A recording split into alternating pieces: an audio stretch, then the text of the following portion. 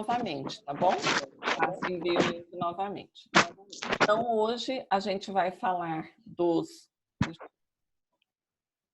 flavonoides, que são metabólitos secundários obtidos pela via mista, né? Então, nós vamos relembrar que nós temos, só adiantando um pouquinho, nós temos duas vias principais para a biossíntese de metabólitos secundários, que é a via do ácido chiquímico, a via do acetil-CoA, né? E a via que nós chamamos de mista, ou seja, acetil-CoA e ácido chiquímico, que vai dar origem, então, às antraquinonas, flavonoides, taninos condensados. O foco da aula de hoje é abordar esses metabólitos secundários que são os flavonoides, né? Então, apenas relembrando, então, flavonoides, eles são obtidos pela via mista, tá certo? São metabólitos secundários produzidos pelas espécies vegetais. O principal objetivo da nossa aula é descrever as principais reações relacionadas ao metabolismo misto, pela via do ácido chiquímico e ácido mevalônico, né? Como nós falamos, a via é mista, e caracterizar os principais metabólitos produzidos pela via do ácido chiquímico e ácido mevalônico, que são os flavonoides. Então, as nossas referências é o livro de Farmacognosia Pura, do Oliveira, e Simões, né, de Farmacognosia do Produto Natural ao Medicamento. As principais funções dos metabólitos secundários na planta, né, não só dos flavonoides, como dos metabólitos de maneira geral, é agir na interação da planta com o ambiente. Eles são atrativos, porque são compostos que apresentam cheiro, cor e sabor. Eles são utilizados para as espécies vegetais para a proteção contra a herbivoria, a proteção contra patógenos, e eles interferem na interação planta-planta e planta-micro-organismos. Nós sabemos que muitos fármacos são metabólitos secundários de plantas, né?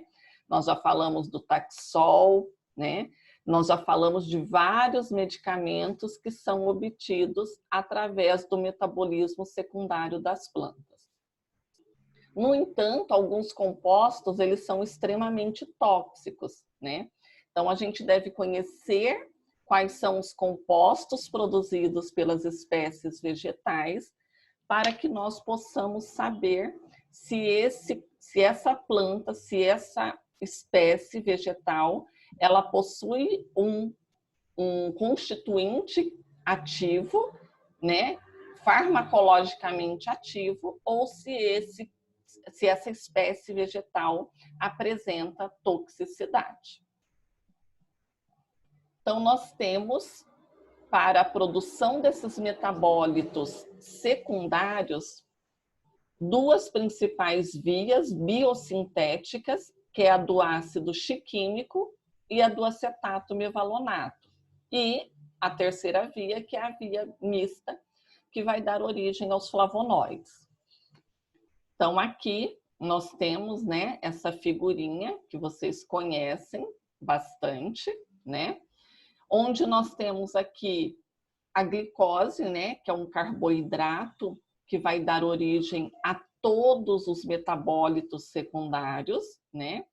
E a partir da glicose são formados intermediários, como o ácido chiquímico, a partir do qual nós terão origem os alcaloides indólicos, quinolínicos, isoquinolínicos, taninos hidrolisáveis.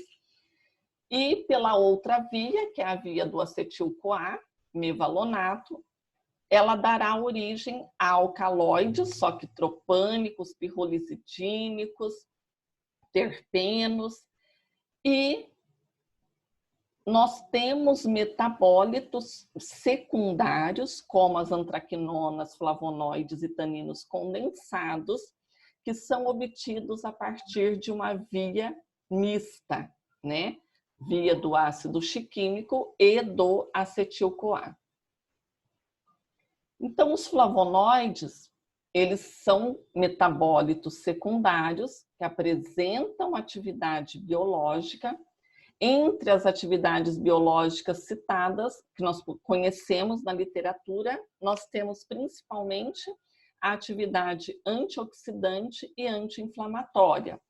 Então, a quercetina e a rutina são exemplos de metabólitos secundários, são metabólitos pertencentes à classe dos flavonoides.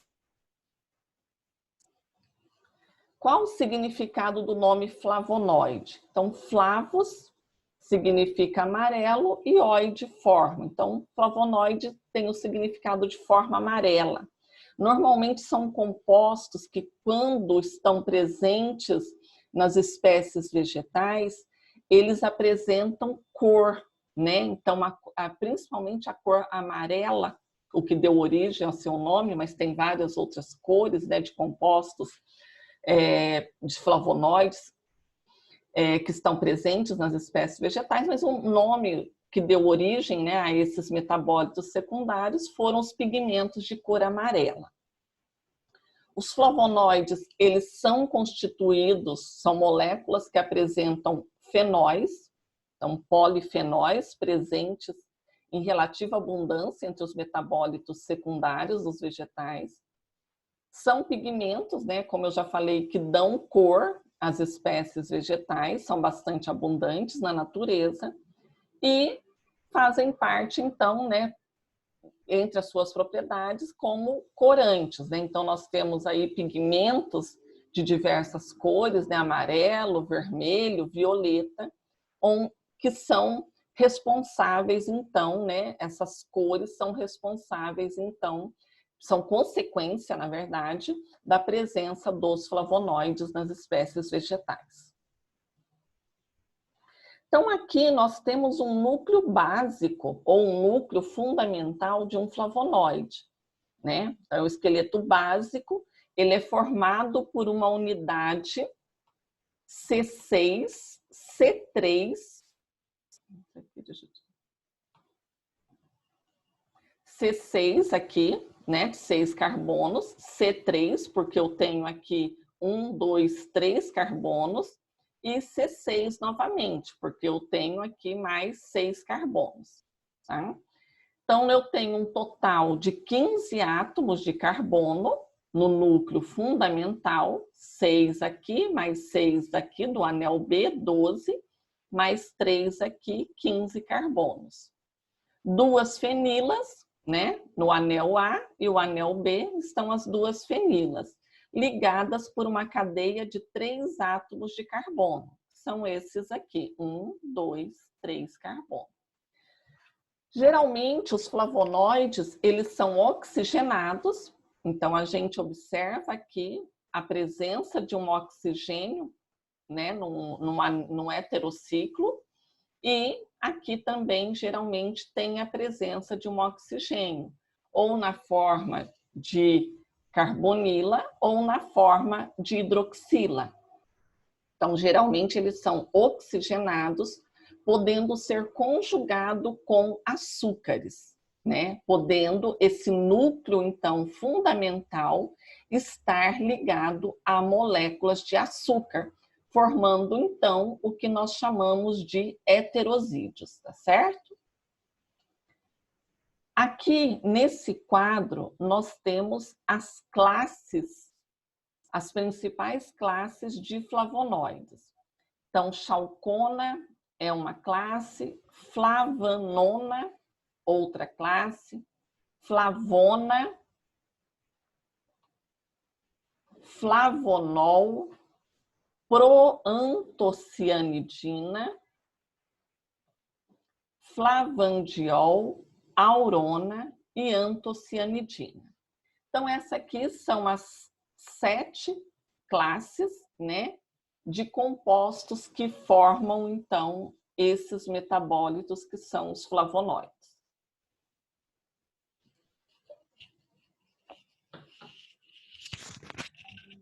aqui nós temos como que ocorre a biossíntese de flavonoides. Então, eu falei para vocês que a biossíntese deles ocorre por uma via mista.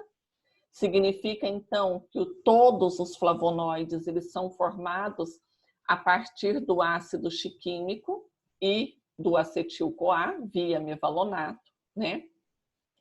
Alguns metabólitos secundários, como, por exemplo, os flavonoides, nós já temos uma biossíntese bem definida. Quando eu digo biossíntese bem definida, significa que a gente já conhece os intermediários que são formados para a obtenção das diversas classes e, além disso, a gente já conhece as enzimas que estão ativas nas espécies vegetais para dar origem as diferentes classes de flavonoides. Então, se a gente olhar aqui na biossíntese de flavonoides, nós podemos ver, então, que a fenilalanina, que é um aminoácido que é obtido a partir do chiquimato, né, do ácido chiquímico, ela sofre a ação da fenilalanina amônia liase, né, que é a PAL, e essa enzima transforma a fenilalanina em ácido transcinâmico. O ácido transcinâmico é convertido pela ácido cinâmico 4-hidroxilase, tá? Para ácido paracumárico. E assim, a 4-ácido cumárico, CoA ligase, que é essa enzima aqui 4-CL, ela forma o paracumaroil-CoA. A partir do acetil-CoA, alguém gostaria de perguntar alguma coisa? A partir do acetil-CoA, nós temos a ação da ACC, que é a acetil-CoA carboxilase, que vai dar origem, então, ao malonil-CoA. O malonil-CoA sofre a ação da CHS, tá? Que é a chalcona sintase, para dar origem, então, à naringenina chalcona. Então, esse aqui é o primeiro membro do grupo dos flavonoides, tá? Que irá dar origem, a partir dele, a partir da chalcona. Lembrem-se que a chalcona é a primeira classe que eu mostrei aqui para vocês, tá? De flavonoides. Então, na biossíntese, ela é a primeira a ser formada aqui, tá? É o primeiro membro do grupo dos flavonoides. A partir da chalcona, eu estou sem saber onde põe essa. A partir da chalcona, nós temos, então, a formação da naringenina flavonona, tá? Que sofre a ação também de outras enzimas, flavona sintase, para formar a apigenina flavona. Essa biossíntese, ela continua, tá? Nós temos, então, naringenina flavonona, sofrendo a ação, então, agora, né, de outras enzimas para formar o dihidroflavonol. A FLS, que é a flavonol sintase, dá origem ao flavonol, e assim sucessivamente, ou seja, eu tenho as diferentes enzimas, essas enzimas já foram identificadas, né, pelos pesquisadores, é o que nós chamamos de metabolômica, né, onde a gente conhece quais são as enzimas que estão formando os diferentes metabólitos secundários, as diferentes classes de flavonoides. Aí nós temos aqui, então, o dihidroflavonol, a quercetina flavonol. Esses compostos de hidroflavonol, ele vai dar origem às outras classes, né, que é o flavandiol, e, por fim, as antocianidinas, né? Então, a antocianidina sofre a ação da antocianidina redutase, formando a epicatequina e, por fim, então, a proantocianidina, ok?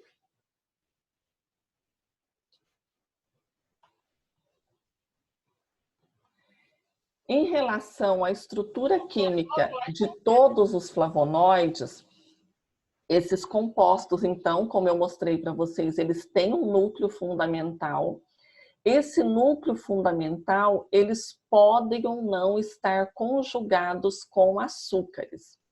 Então, aqui, a gente observa a rutina, né? A rutina é um glicosídeo, por quê?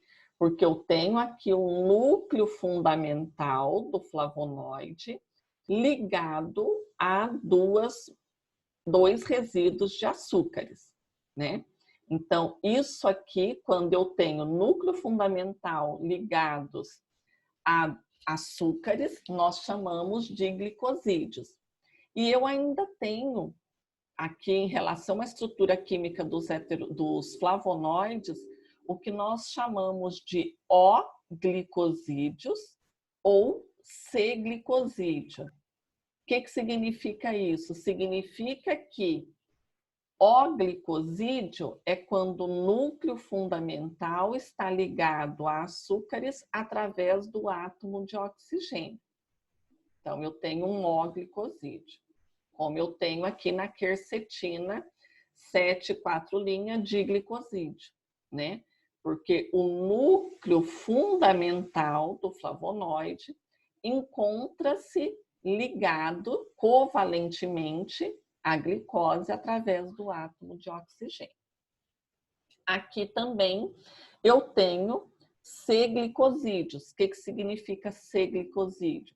Significa que agora o núcleo fundamental do flavonoide encontra-se ligado a resíduos, a unidades de açúcares, através ou diretamente através de ligação carbono-carbono. Então, por isso que eu chamo de C-glicosídeo. Então, nesse quadro, nós temos as diferentes classes de flavonoides e algumas propriedades sobre cada uma dessas classes. Então, as flavonas estão presentes em frutos, especialmente os cítricos e em cereais, conferindo cor amarela. Pertencem ao grupo a tangeretina, a luteolina, a diosmetina, inobiletina e a apigenina. Flavanas estão presentes em frutos e folhas, confere cor aos alimentos. As biflavanas estão presentes também no lúpulo, nozes e na água de coco. Compõe esse grupo a procianidina, o leteoforol, a ateaflavina e a catequina. Flavanonas são características de frutas cítricas possuindo cor amarelo palha. A esperetina e a naringenina pertencem a esse grupo. Flavonoides são abundantes no reino vegetal, possuem cor, observem que a maioria deles tem cor amarela, que é o pigmento que deu origem a esses metabólitos secundários chamados de flavonoides. Os principais representantes dos flavonoides são a quercetina, a rutina, a mircetina e o canferol. Isoflavonoides estão presentes nas leguminosas, são as principais fontes deste grupo, como, por exemplo, a daidzeína e a genisteína. Antocianinas conferem coloração azul, então aqui já é uma classe de pigmentos, né, de flavonoides que apresentam uma coloração, né, diferente do amarelo, que são as antocianidinas, também apresentam cor roxa ou violeta, tanto em frutas quanto em flores, como a uva e a berinjela. Exemplo de flavonoides flavonoides do tipo antocianina são a cianidina, delfinidina, peonidina, que pertencem a esse grupo. Então, nas plantas, qual que é a função, né? Quais são as funções dos flavonoides? Eles têm a função de atrair animais com a finalidade de polinização, protegem os vegetais contra insetos, fungos, vírus e bactérias, protegem contra a incidência de raios ultravioleta e visível, eles têm ação antioxidante, são utilizados no controle de ação de hormônios vegetais e na inibição de enzimas. Entre as propriedades físico-químicas dos flavonoides, nós podemos dizer que as agliconas, ou seja, os flavonoides com núcleo fundamental, eles formam cristais no vegetal de coloração amarela. Em relação à solubilidade, os heterosídeos, ou seja, quando eles encontram-se ligados a açúcares, eles são mais solúveis em metanol, etanol e água quente, que são solventes de alta polaridade. E são insolúveis, os heterosídeos, em solventes orgânicos, como o éter, o benzeno e o cloroformo. Já as agliconas, elas são solúveis em solventes orgânicos de média polaridade e são polares, né, por possuírem caráter fenólico, são solúveis em soluções aquosas alcalinas. Então, é claro que quando o composto está ligado a açúcar, açúcar é um heterosídeo, então, né? O açúcar, ele tem muitas hidroxilas, então o heterosídeo será solúvel em solventes de alta polaridade, como metanol, etanol e água. Quando eu apresentar a aglicona, ou seja, o núcleo fundamental do flavonoide, sem estar ligado aos açúcares, eles serão solúveis em solventes de média polaridade. A posição ocupada pelo açúcar, o grau de insaturação e a natureza dos substituintes influem grandemente na solubilidade da molécula. Isso é óbvio, né? Quanto mais ligado, ou se está ligado ou não o açúcar, se está insaturado ou não, vai depender, então, da solubilidade da molécula em solventes mais ou menos polares.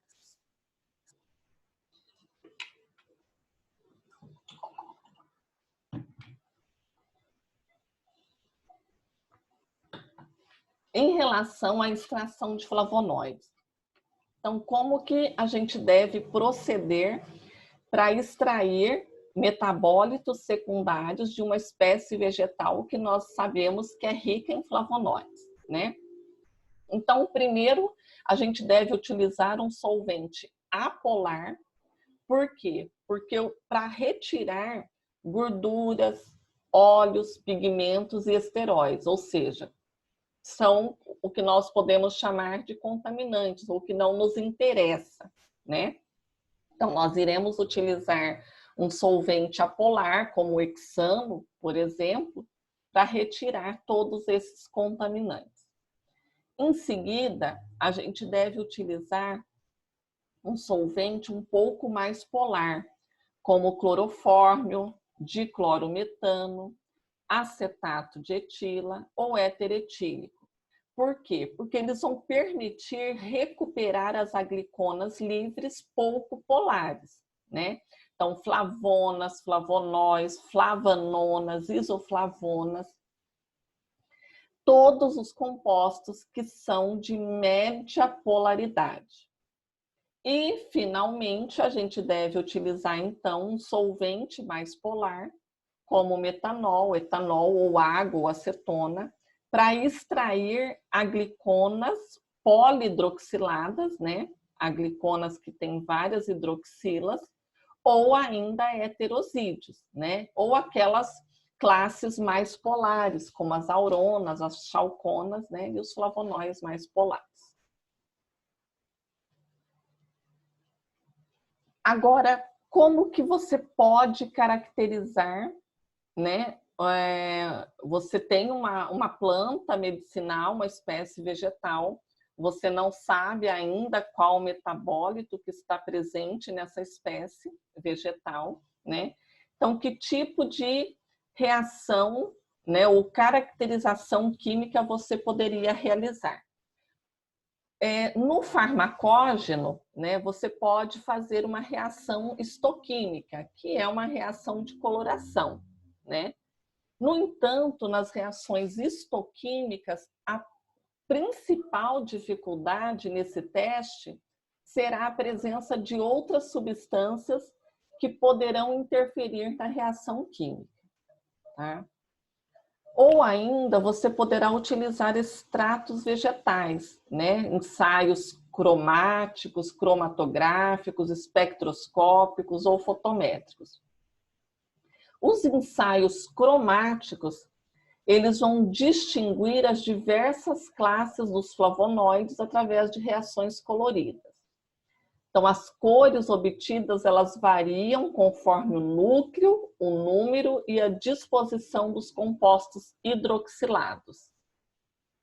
Então, nós temos aqui algumas reações de caracterização química dos flavonoides, tá? A primeira delas é o que nós chamamos de reação de cianidina ou chinoda, tá? Daqui a pouquinho vai cair, tá? Eu chamo novamente vocês, tá? Eu vou enviar o link novamente. Então, a primeira reação aqui de caracterização química é a reação de cianidina ou chinoda, onde derivados flavônicos, como o que nós podemos observar aqui, né, que tem coloração amarela, em meio ácido clorídrico concentrado e na presença de magnésio, eles são reduzidos, observem aqui a reação de redução, e esse composto, então, apresenta uma coloração que vai do vermelho a marrom escura, né? Então, essa reação aqui de coloração do amarelo para o vermelho permite, então, caracterizar a presença desse grupo de metabólitos, que são os flavonoides, através da reação que nós chamamos de cianidina ou chinoda. A segunda reação de caracterização é reação com ácido sulfúrico concentrado. Então, aqui vocês preparam o extrato, adicionam ácido sulfúrico concentrado e, se houver a presença de compostos flavônicos, irá ocorrer a formação de sais de oxônio. Esses sais de oxônio, eles apresentam fluorescência variável, que vai do amarelo ao verde, tá? Então, essas reações vocês irão realizar em laboratório